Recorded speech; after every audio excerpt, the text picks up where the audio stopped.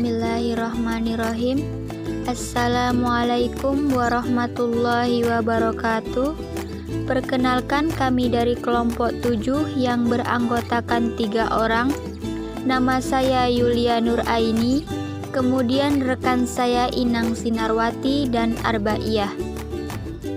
Kami mahasiswa semester 5 dari Sekolah Tinggi Ilmu Ekonomi Syariah Al-Mujadid Tanjung Jabung Timur dengan prodi Ekonomi Syariah. Pada kesempatan kali ini, kami ingin berbagi sedikit edukasi mengenai konsep transplantasi anggota badan dan transplantasi darah. Video ini dibuat untuk memenuhi tugas mata kuliah Masail Fikih dengan dosen pengampu Ibu Husnul Yatimah MPD. Konsep transplantasi anggota badan dan transplantasi darah terbagi menjadi 3 pembahasan, yaitu yang pertama, pengertian transplantasi anggota badan, kemudian yang kedua, pengertian transplantasi darah, dan yang ketiga, pandangan Islam tentang transplantasi anggota badan dan transplantasi darah.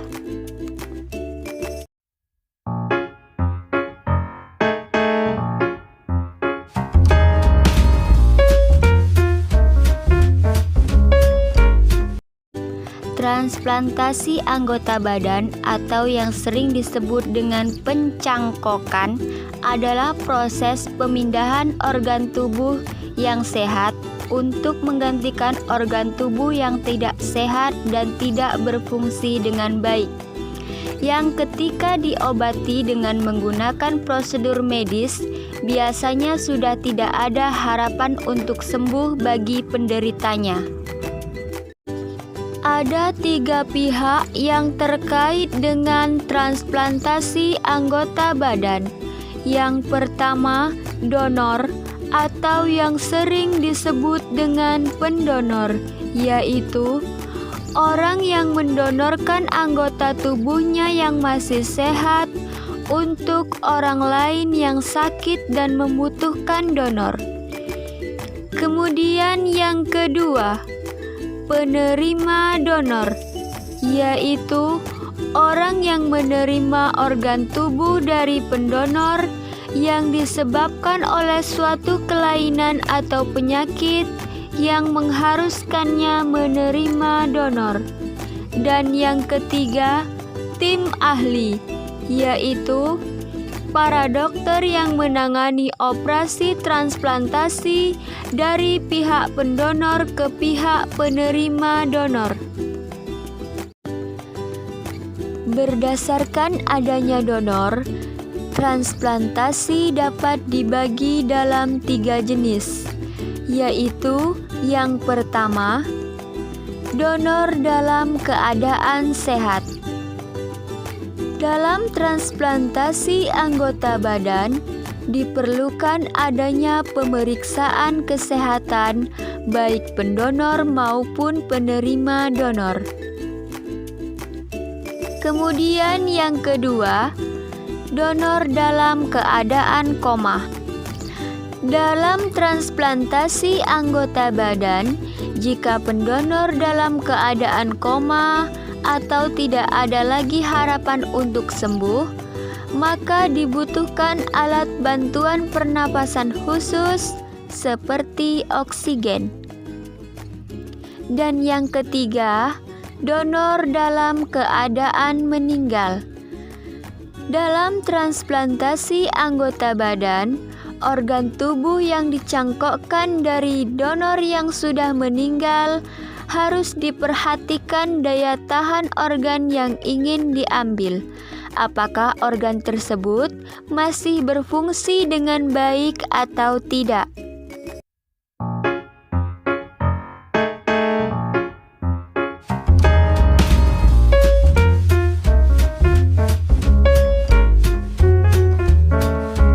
Transplantasi darah atau yang sering disebut dengan transfusi darah berasal dari bahasa Belanda, yaitu blood transfusi, yang artinya memindahkan darah seseorang kepada orang lain dengan tujuan untuk menyelamatkan jiwanya.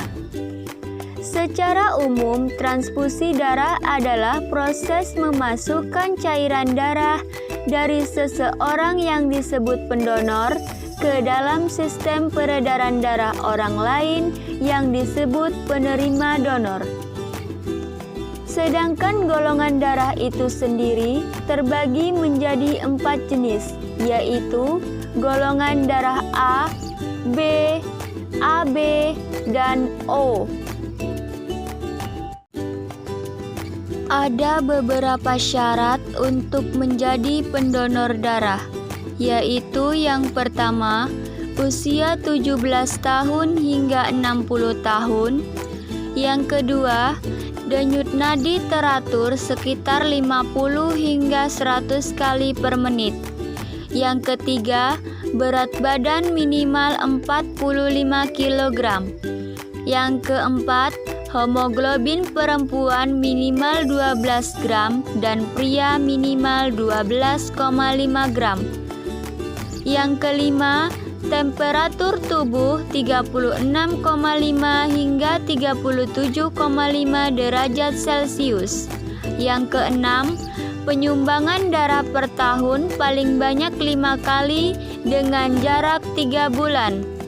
Yang ketujuh, tekanan darah dalam kondisi normal. Manfaat transfusi darah menurut medis. Yang pertama, untuk mengetahui golongan darah seseorang.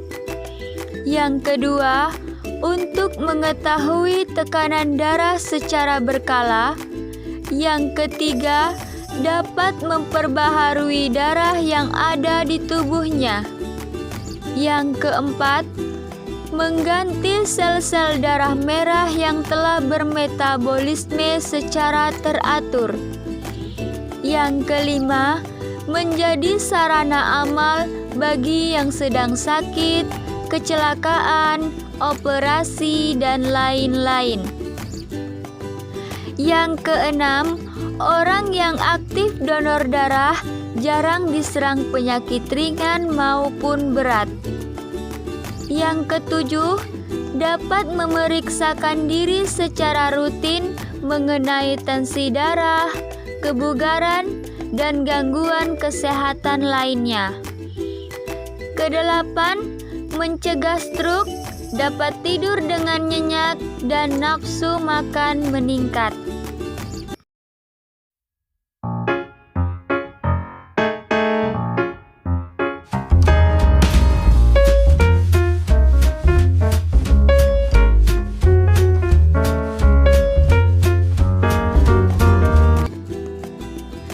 Pandangan Islam mengenai transplantasi anggota badan.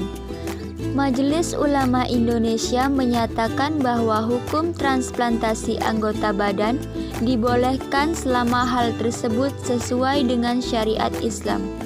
Hukum tersebut tercantum dalam fatwa MUI pada tahun 2010 yang menegaskan bahwa proses transplantasi yang diperbolehkan adalah transplantasi yang dilakukan melalui hibah, wasiat, tanpa imbalan, dan melalui bank anggota badan. Pandangan Islam mengenai transplantasi darah. Menurut pandangan Islam, tidak ada larangan bagi setiap muslim dan muslimah yang ingin menyumbangkan darahnya untuk orang yang membutuhkan, baik disumbangkan secara langsung kepada penerima transfusi maupun diserahkan kepada palang merah atau bank darah untuk disimpan jika sewaktu-waktu ada orang yang membutuhkan. Menurut pandangan Islam, darah yang dikeluarkan dari tubuh manusia termasuk najis sedang, dan Islam melarang mempergunakannya baik secara langsung maupun tidak langsung. Hal ini dijelaskan dalam Quran Surah Al-Ma'idah ayat 3 yang membahas tentang diharamkannya memakan bangkai, darah, daging hewan yang disembelih selain dengan nama Allah Subhanahu wa Ta'ala. Di dalam ayat tersebut dijelaskan pula bahwa Islam membolehkan hal-hal yang bersifat makruh dan haram jika hal tersebut menyangkut hajat dan darurat. Maka dari itu, transfusi darah dibolehkan dalam Islam untuk menolong orang yang sedang darurat atau benar-benar membutuhkan pertolongan untuk menyelamatkan jiwanya. Demikianlah yang dapat kami sampaikan mengenai konsep transplantasi anggota badan dan transplantasi darah. Jika ada salah kata, kami mohon maaf. Semoga video ini dapat bermanfaat bagi kita semua. Amin, amin, ya Rabbal Alamin. Sekian dari kami. Wabillahi taufik wal hidayah. Wassalamualaikum warahmatullahi wabarakatuh.